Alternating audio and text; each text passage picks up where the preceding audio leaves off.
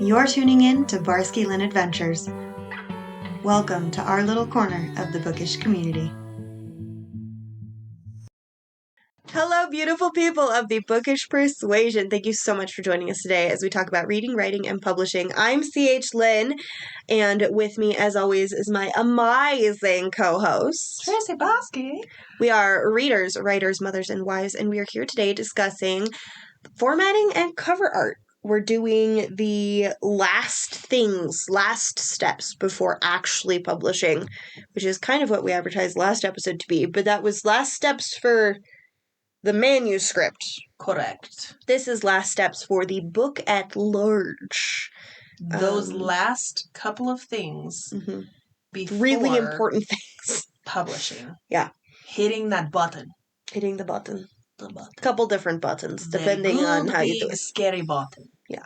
So let's start with formatting.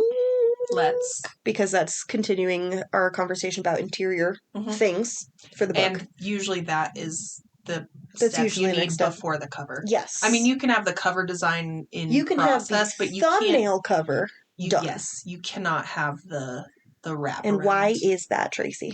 Because when you do the formatting, that's how you know how many pages you're going to have. Yes, ma'am. Which will give you then the measurement for the wrap. Yeah, for the width of the spine. Yes. For those of you who don't know what the wrap means. Correct. All right, so we're going to talk about what we know about formatting. There are so many different... There are many ways to do this. So many different ways to do it. So many different programs that you can use.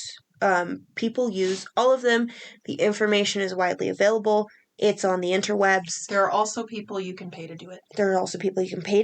But I will tell you right now, if you're paying several $100s, don't. One of our close friends paid to have her formatting done. I don't like it. Formatting can be incredibly, I don't want to say easy. It is a formulaic. It's a formulaic process. It can be. Yeah, depending on what you use. But it's not always. And it depends on how in-depth and crazy you want to get with your stuff. If you have lots of illustrations. Depends on your genre. Even then. Yeah, your genre. So let's start simple. Let's start free, easy, no fancy illustrations. Kind of basic bitch, this is going to get it done and it's going to look great. Yes, but also the least amount of finagling on your part. Because you can do free basic with Word. You can do free basic with Word. Free basic with Word is incredibly difficult to do. It is. And that's why I say this is the fastest, easiest, most basic option you have, which I did for my first books because I didn't need anything else. Yeah, these are not books that require maps. They're not books that require different chapter headers. You have one POV. You can put images in this one. So it's Reedsy, REEDSY.com. It is free to upload your book. I love how it's set up when you're looking at it when you're fixing and changing and doing whatever. It'll give you everything you need for copyright information. Essentially, it has the template. You put in all the information you need. It's a plug and play. Yes. Exact perfect description. Yeah. It only has 3 basic formatting styles. Themes. So font and size and design. Yeah. 2 of them are really similar. There's nothing really unique about either one of them. And the third one right? is like a romancy looking one. So it has pretty script if you have chapter titles, and then it'll have like a little heart on it or whatever. Yeah. So if you want to go something like that, that's totally great. And it will look great. You can write in the program. You can write in Reedsy. Tracy really likes writing in Reedsy. I love to draft in Reedsy. Yes. Absolutely love it.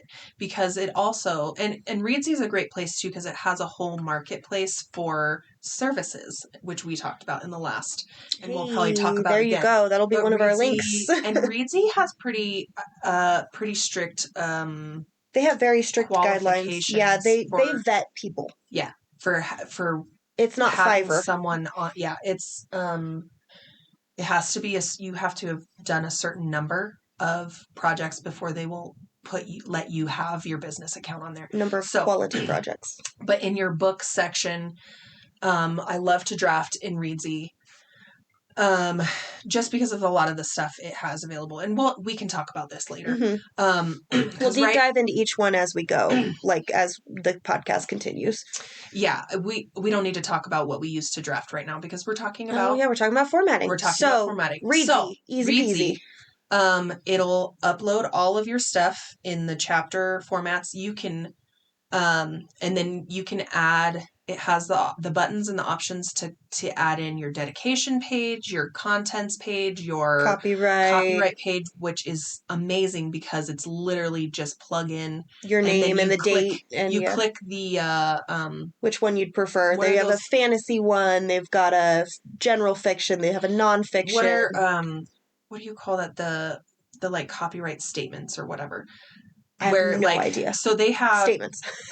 There's like a word for it, and it's escaping me right now. But it's different like options the legal statements of like, this is a work of fiction. Yeah, this names of places are coincidence, not based on real people. This is living or dead. Copyrighted blah, blah, blah. to so and so. This is this. This is the legalese. All the legalese. All the legalese, but they're little just check marks. You click which ones you want to include in your copyright.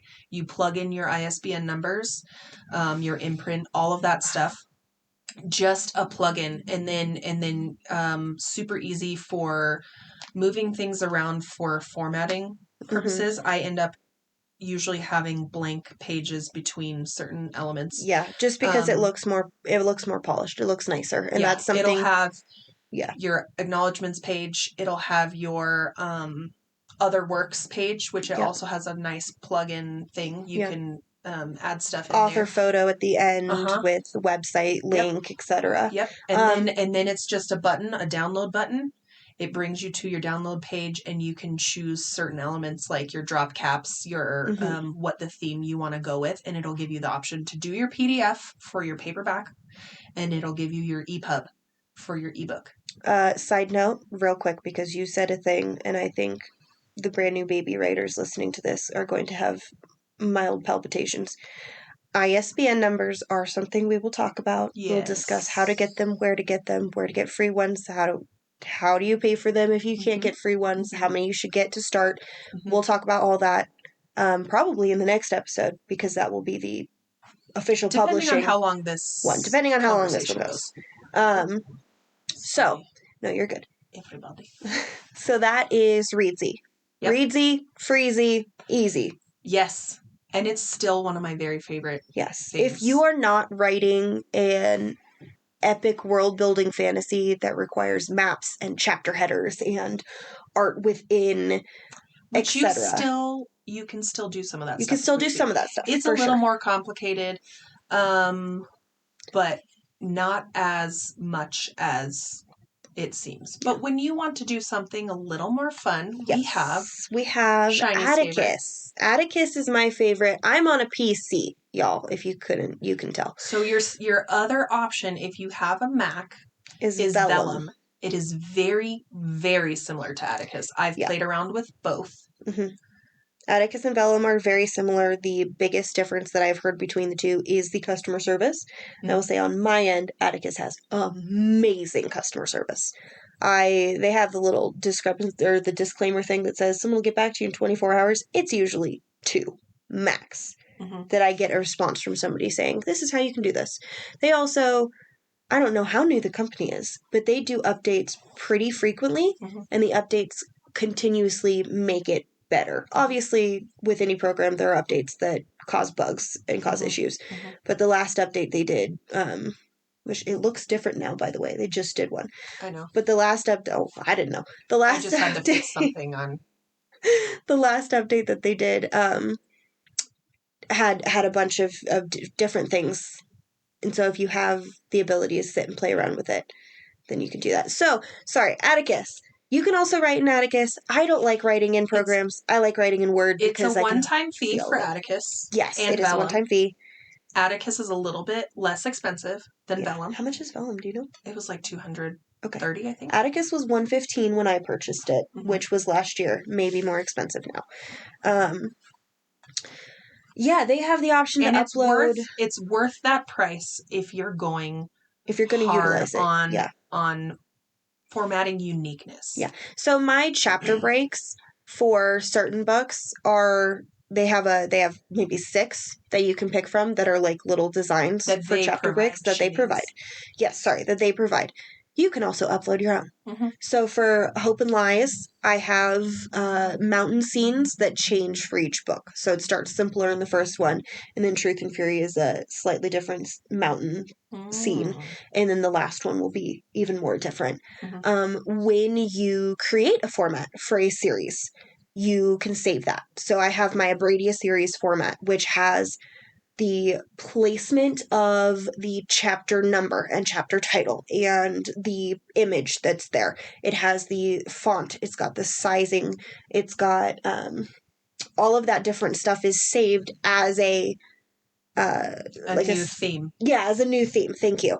It's a completely different and theme then when she does the next book in the series, she can click that same theme and it auto does it all. The only thing I need to change is the chapter scene breaks. break. Yeah, chapter breaks. I will say and you can play with it. So they have there's a little bit of a learning curve with certain things when you're doing your own images. It can be like you have to play around with it for a little bit, but once you've got it, you don't have to do. It's not a new learning curve. You're not going in every single chapter and scooching and moving and making sure it's all lined up. It auto does that. Yeah. I will say my experience with Atticus, it's been a little bit buggy for me. Yeah. Glitchy. Over Reedsy, which is kind of a natural thing that will happen when you have something with more options. Yeah, when you have more stuff, it's going to have more problems. That was one of the things I had to fix in LU. Thicker the book, the more the typos. There was a random extra space between paragraphs, and it's in my print book. Yeah. And looking at the chapter itself, it looks all the same. Like on the written bit. And then when I look at the formatting and there's just a gap between these two paragraphs for no apparent reason. I go into the writing phase and put them together as one paragraph and then it does the correct and then do a paragraph space again and then it fixed it. And I'm like, I don't know why. And I've had that with there was another thing that I fixed before publishing the book that was similar where it was like showing 2 spaces between this word and something else. But when it was in the formatted piece, there was no space. And I'm like, I don't understand what's happening. I'm just going to do this. So I will say it's a little buggy in that sense. Yes. I did not have that problem with Reedsy. This returns to our attention to detail and reading and looking through. When we published Love is Murder, when I uploaded the file from Google Doc, it uploaded the same chapter twice. Yeah. And so we had a duplicate of one of the chapters, which Tracy fortunately noticed. Probably when you're doing Atticus, and I would imagine that Vellum is really similar. Yeah. I would say you probably are going to have to. You want to download the PDF and look through it. Yes. Which you should do anyway. I don't, and I never had to do that with Reedsy, but like I said, it's so basic that there's not a lot of space for those kinds of errors. Yeah, it's if you're doing extra things. Like I have got chapter headers on for every single book except my Spooky Cat. You okay? Yep. Except my Spooky Cat series, specifically because I like that. That's something that I enjoy. It's really fun. And I effed it up on Lacey Goes to Tokyo. Yeah. I had a whole misprint chunk of books because I didn't double check it.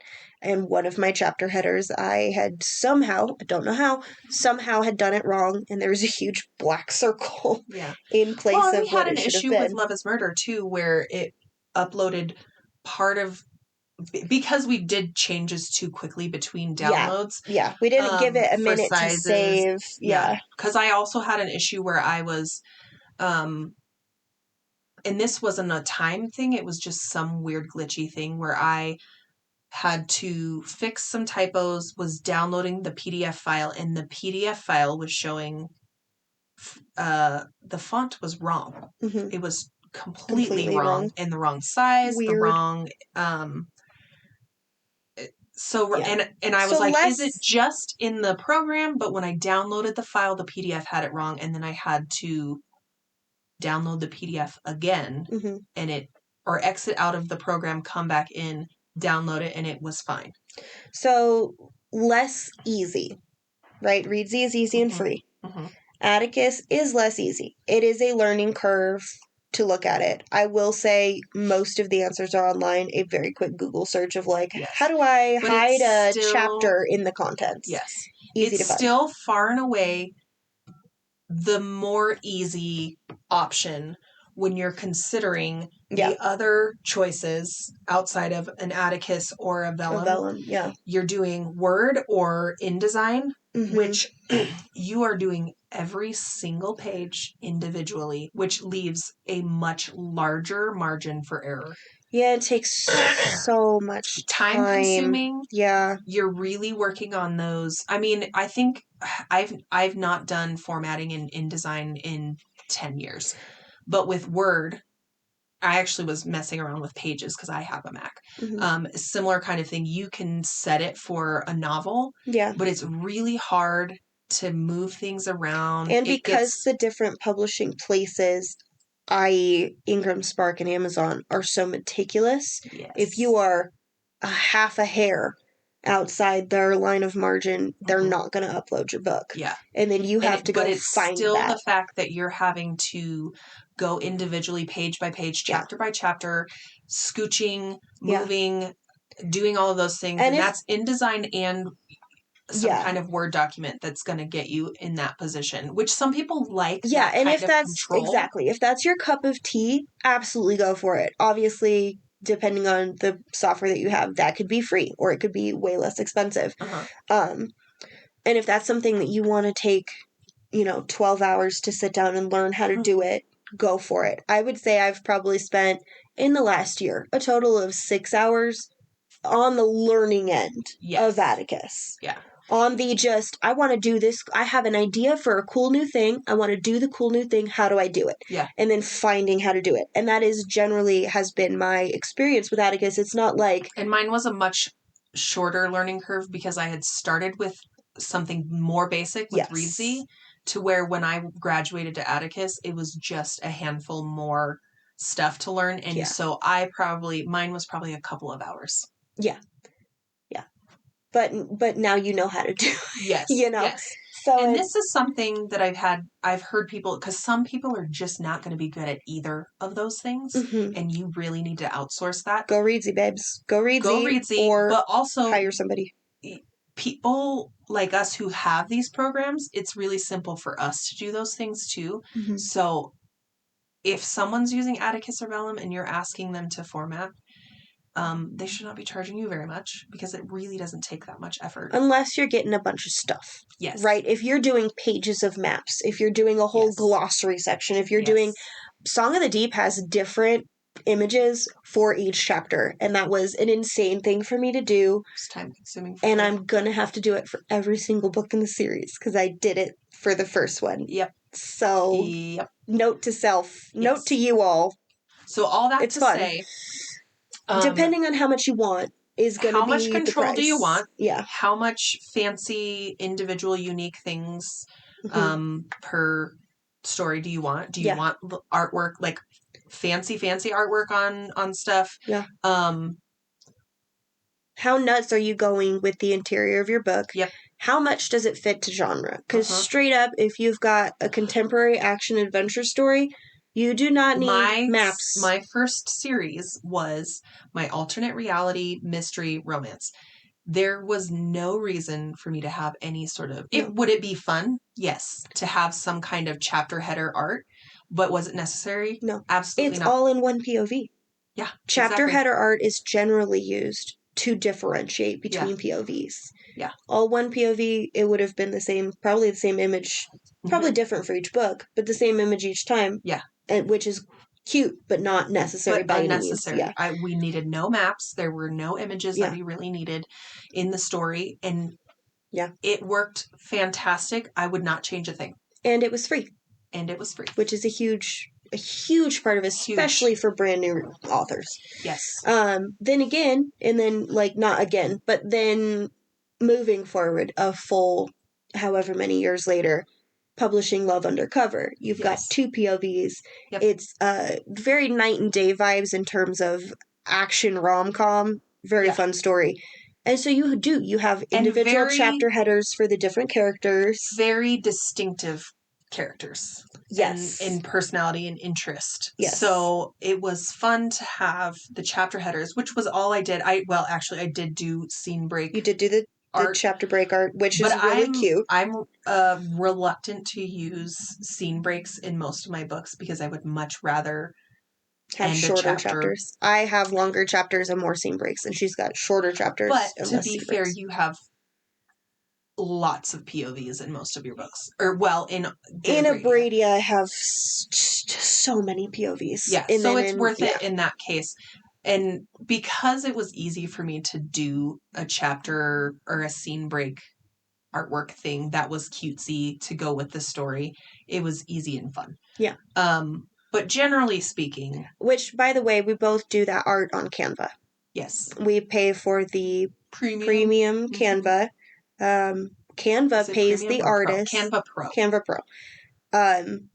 Because I had somebody $13 a month. I had somebody ask where I got certain art. Same. And if I paid the artist. I was like, yes, because what the artists do is they make something, they utilize it for what they're going to utilize it for, and then they sell it to Canva or to Pixabay or to whatever else.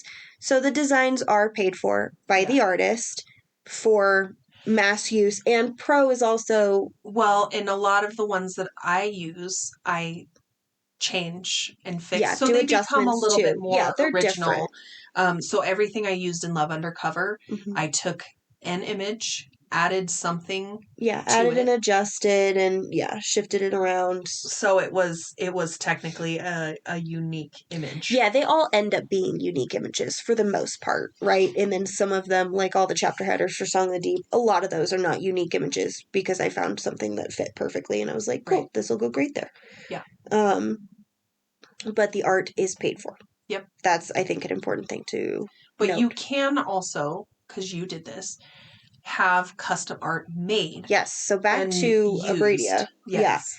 Yeah. Tracy has done most of my covers. The Abradia series, Glint of Mischief, is his handle on social media. He's the one who's done the covers for those. Little fun fact, my sister did the... she was the model. I don't know what it's called. Thank you. She was the model for...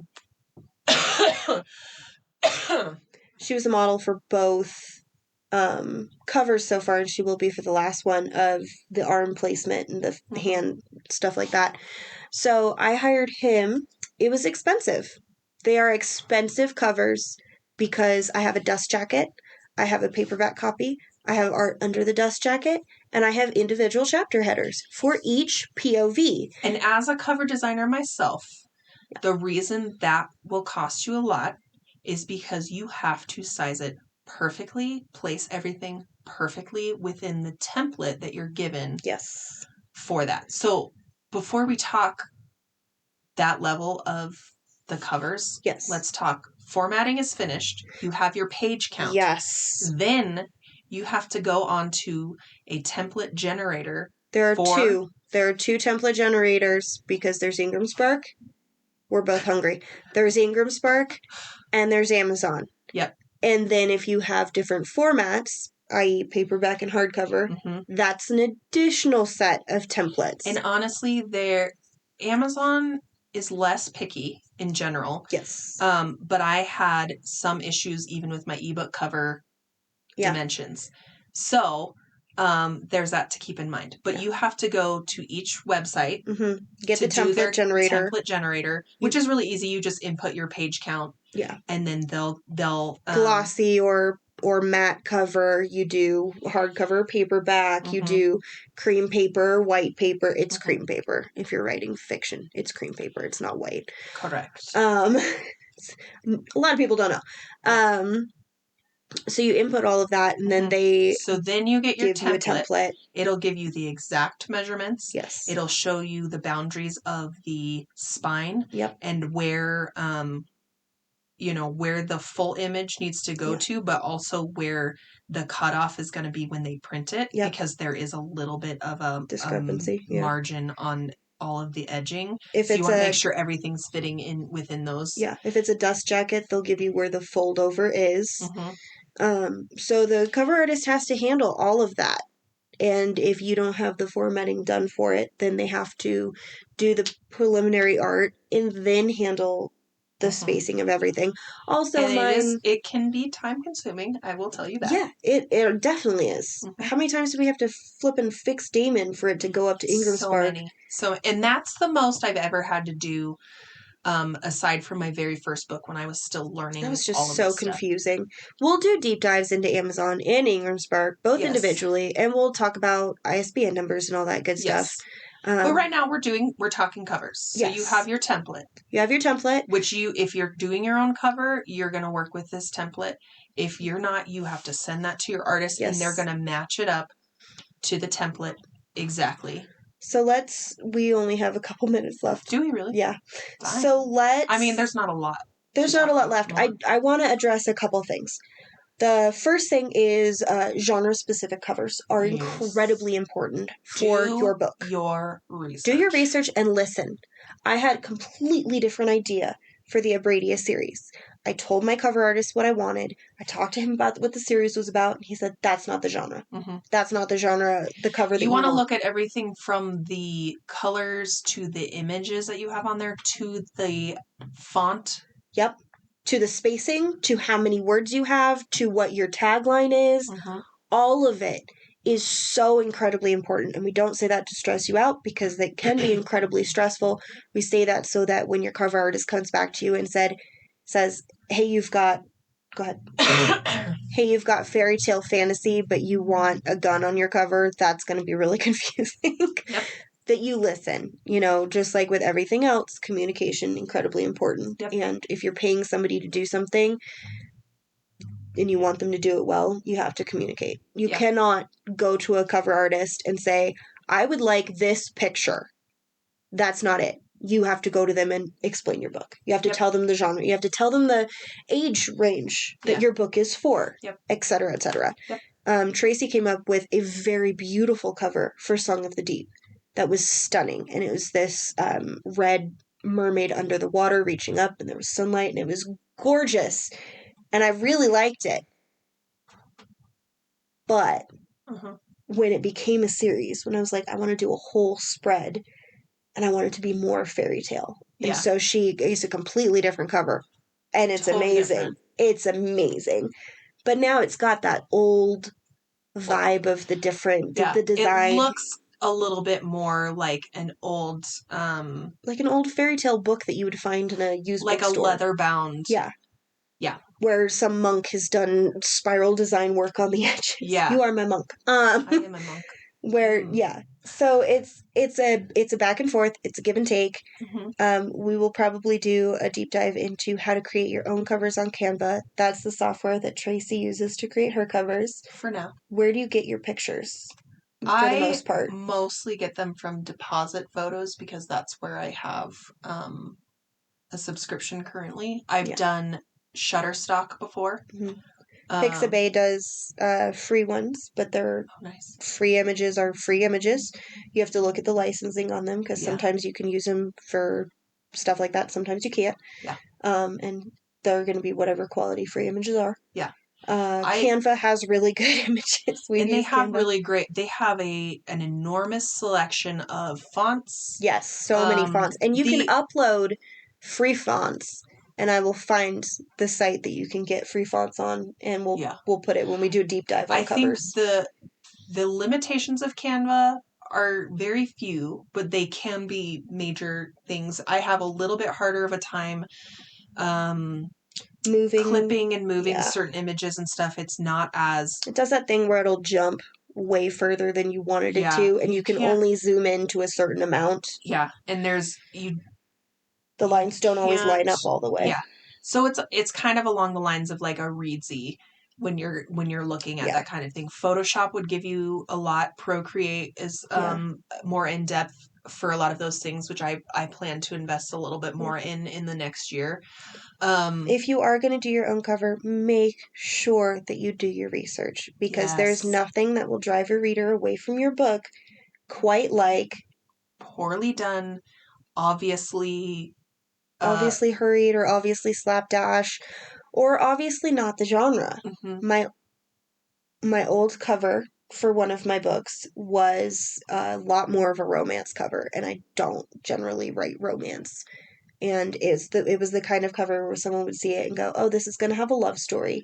And then when it doesn't, the reader, romantic suspense or like romantic thriller, and that's and when it not doesn't have that, the reader is disappointed. Yeah. Bad covers lead to bad reviews. Yep. Straight up. Yep. And not even like I'm not saying ugly covers. I'm saying bad covers. Yeah. Because you can have a freaking gorgeous cover. And if it's not to your genre, you're going to get bad reviews. Yep. Because you're going to mislead people. Yeah.